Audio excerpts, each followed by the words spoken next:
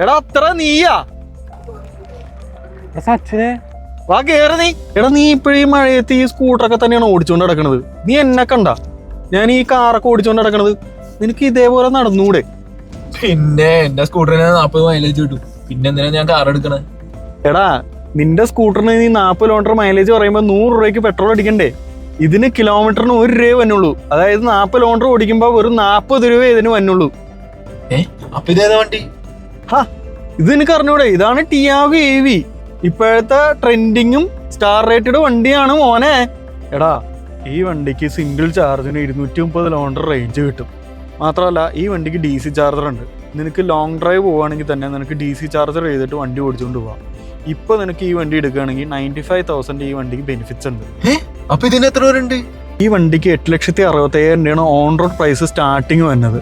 മാത്രമല്ല ഞാൻ നിന്നോട് നേരത്തെ പറഞ്ഞല്ലോ 95,000 ബെനിഫിറ്റ് ഉണ്ട് ഇപ്പോൾ എടുക്കുകയാണെങ്കിൽ. അതിൽ 50,000 എക്സ്ചേഞ്ച് ബോണസും ഉണ്ട്, 30,000 കൺസ്യൂമർ ഡിസ്കൗണ്ടും ഉണ്ട്.